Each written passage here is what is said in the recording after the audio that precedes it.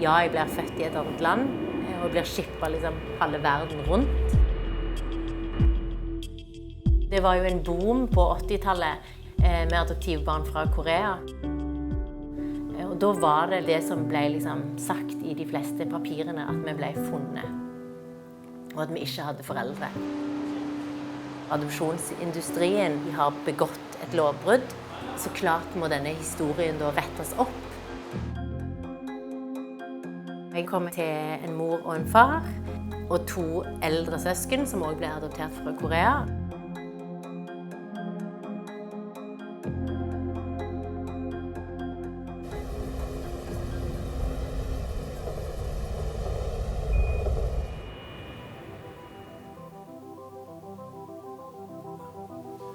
Det er den samme historien som går igjen da. Det er et land som har adoptert mer enn 200 000 barn.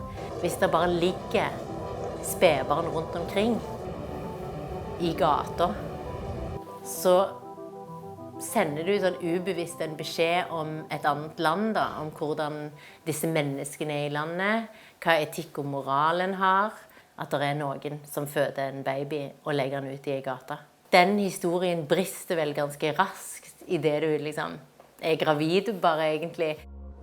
Now it's quite low, but here is the... 4 decades after being adopted to Norway, Uma Fed has returned to her birth country, South Korea, to tell her story through video art and performance. I don't know where I was born.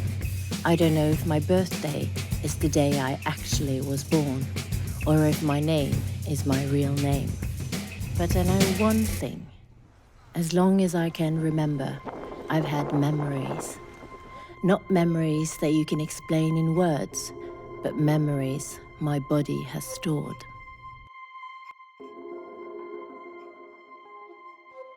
A thin folder about Fed's adoption mentions a Korean birth name and identifies a rural village where she was supposedly left behind. But after years of research and speaking with other adoptees, she now believes the information is falsified. Dette er liksom sånn standardisert skjema som blir laget til adopsjon, som gir informasjon til da, liksom, myndighetene, men også til foreldrene om at dette barnet liksom beviselig har ingen foreldre. Og derfor så blir det liksom ratet i systemet som en orphanage, og dermed så kan du adoptere barnet bort, I stedet for at det skal foreligge noen foreldre som skriver under på at du kan bortadopteres. Og så har de skrevet rase, og det er jo veldig sånn spesielt å se nå da. Og K er antageligvis for Korean. Og så er det det at alle får et nummer. 82 er det året jeg er født, og det tallet bak der er antall adopterte barn ut av landet det året. 4.696 barn. Mass adoptions of children from South Korea to Western countries began in the 1950s. They made headlines when U.S. farmer Harry Holt adopted 8 babies and brought them to the state of Oregon in 1955. He went on to found his own adoption agency, and in the decades that followed, international adoptions became a global industry. A police station in South Korea's capital, Seoul, offers DNA testing for overseas adoptees who are searching for their biological families. Fed is on her way there, accompanied by a Korean-speaking friend. I was just thinking, do you think I have to bring my passport? Because Yes, you have? No. Anything if you Yeah, have. I have a card with my name and Sure. picture. Yeah, later if you have a copy of the passport, Yeah. and then you can show. Yeah. This is Fed's second attempt seeking help from South Korean police. But the paper trail from her adoption is thin. Yeah. Når jeg var i Korea sist, så drog vi tilbake til den politistasjonen som ble nevnt i mine papirer, som hadde liksom tatt meg inn da, etter at noen hadde funnet meg. Og da når vi oppsøker denne politistasjonen, og da finner de 2 andre med akkurat det samme navn, men jeg ligger der ikke, men de 2 andre ligger der. South Korean pastor Kim Do-hoon runs a guest house for overseas adoptees. For decades, he and other South Korean activists have campaigned for legal reform. Adoption agency, if it is possible, They make everything as an orphan. Orphan is wonderful for the Westerners, receiving countries as adopters, because these orphans have no parents. I'm responsible for taking care of a child in the world, regardless where they were born. There is ethical attitude, emotional ethical attitude if it is orphan. But if you adopted a child, this mom is alive. How do I raise a child who has a mom? Kind of psychological barrier. In the decades after the Korean War, overseas adoptees were often sourced from unmarried mothers who received little support from the South Korean government. 지금 현재 소감 막 지금 정말 아무 생각 없어요. 아무 생각 없고요. 그냥 하예요. Chun Hoon-suk gave birth to a baby boy 34 years ago. This video shows her first meeting with her son after they reconnected through DNA testing. How are you?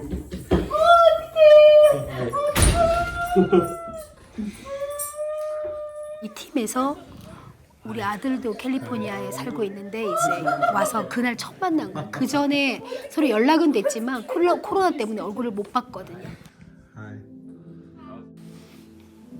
갑자기 울컥하네. 아들은 1990년 6월 1일 날 태어났어요. 네. 그리고 6월 1일 날 저녁 8시 38분에 태어났거든요. 태어났는데 그때 그 조산소에서 태어나서 저하고 하룻밤 지낼 수 있었는데 그 지낼 수 있었던 이유가 그 입양기관 직원들이 다 퇴근을 한 거예요. 그래서 제가 아들하고 하룻밤 보낼 수 있었어요, 조산소에서. 보통은 아이 출생하자마자 데리고 갔었거든요, 그때는. 그래서 아들하고 하룻밤 보내고 그 다음날 아침에 이제 아들은 바로 입양기관으로 떠나고 저는 그 미혼모들이 이제 이렇게 시설로 갔죠. 왜냐면 몸조리를 해야 되니까요. 그렇지만 막상 놓고 나니까 안 잊혀지는 거예요. 그래서 이 아이를 찾아오고 싶었는데 엄마한테 제가 며칠을 부탁을 했어요. 엄마, 내가 다시 이 아이를 찾아오면 안 되겠냐? 내가 키우고 싶다 그랬더니 엄마는 어렵다고 얘기를 하시더라고요. 너도 어린데, 내가 그때 20살, 21살인데 어떻게 네가 그 아이를 기를 수 있겠냐? 그리고 네가 기르는 것보다 그 아이가 부잣집에 가서 크는 게, 외국에 가서 크는 게 더 잘 클 수도 있다라고 이렇게 얘기를 하셨어요. 아프네요.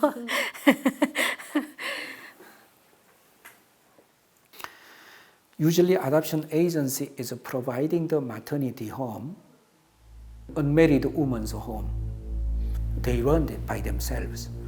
If the mom wants to raise a child, they refuse to provide a service. This is what adoption agency has been doing. This is truly a baby farm. Helen No is a professor at South Korea's Songsil University. She has studied overseas adoptions for more than a decade. Adoption agencies just falsify the papers, and the local governments just rubber stamped it. It looks like it happened more often than not. Overseas adoptions have become less common since 2011, when approvals from family courts became mandatory. Because family court became involved, adoption agencies knew that they couldn't do that anymore. So they stopped doing it. It wasn't the local government telling them not to do it. Pressure from activists overseas has also led to an official investigation of suspicious adoptions by South Korea's Truth and Reconciliation Commission. It is currently studying over 300 such cases to identify patterns. Shortly after her DNA test in South Korea, Uma Fed receives an unexpected message. Her biological family has been identified. Kan du fortelle litt om hva som har skjedd siden sist? Det var jo full uttelling på den filmingen der.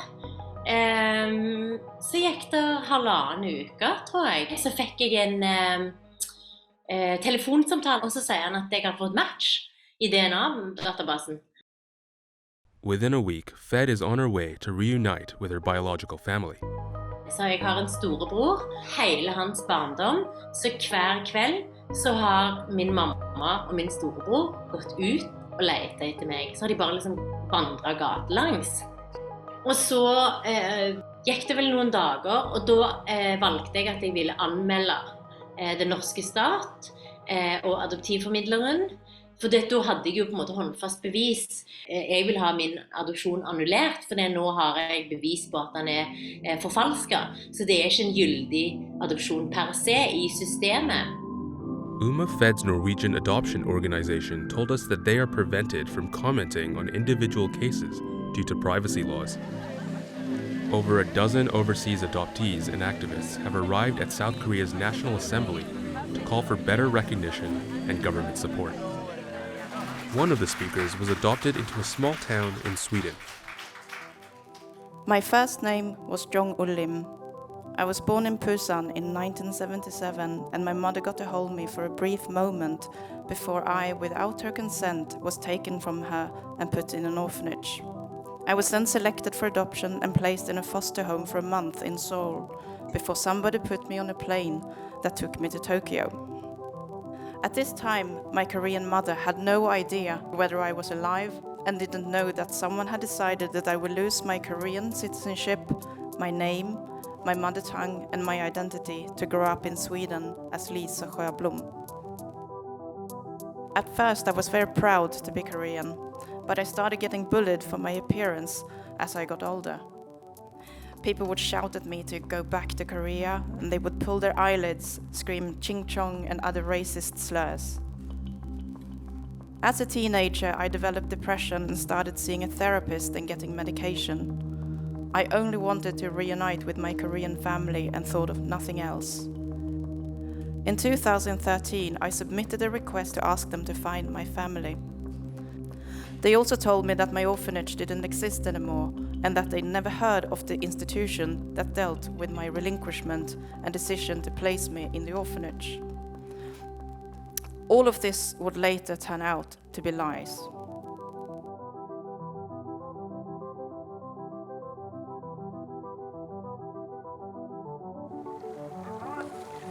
Sjöblom has documented her search for information about her own adoption in her graphic novel Palimpsest, which has been published in Swedish, English, and Korean. För mig blev det att först ville jag bara hitta min familj, men sen blev det också jakt på sanningen om hur min adoption hade gått till. För det var där jag kunde se att jag är verkligen inte ensam.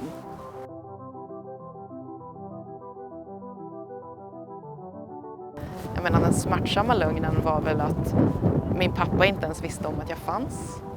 Och att det ändå står i mina adoptionspapper att båda mina föräldrar lämnade bort mig frivilligt för att de inte kunde ta hand om mig. Och det visade sig att varken min mamma eller pappa hade gjort det. Så han fick reda på många år senare att han har en vuxen dotter som är hans första barn.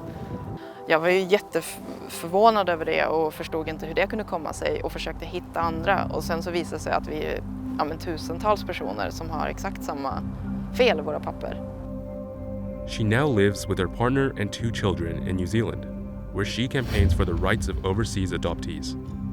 Det tragiska när du frågar om det kanske är för sent så är det ju det för vissa. För många av oss har dött redan.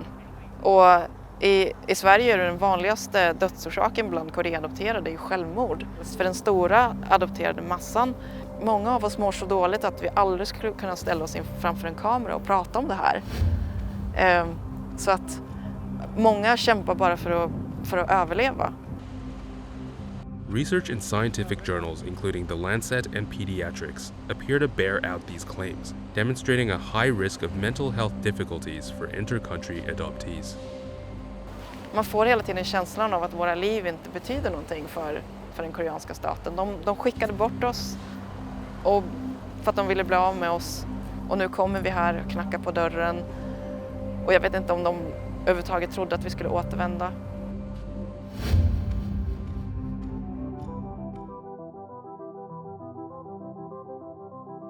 The adoption agency that handled Sherblom's adoption told the Post it had observed all regulations in South Korea and Sweden over the years. The Norwegian police have not pursued Fed's complaint. She has appealed their decision. Det skal være en menneskerett å kjenne seg selv og ha innsyn i sine egne identitetspapirer, og at det systemet som lagd rundt nettopp for å kunne muliggjøre at dette barn for salg. Og det i seg selv jo et lovbrudd hvis det ikke foreligger papirer. Fordi jeg står jo her, rett opp ned i kjøtt og blod, og sier at jeg finnes jo.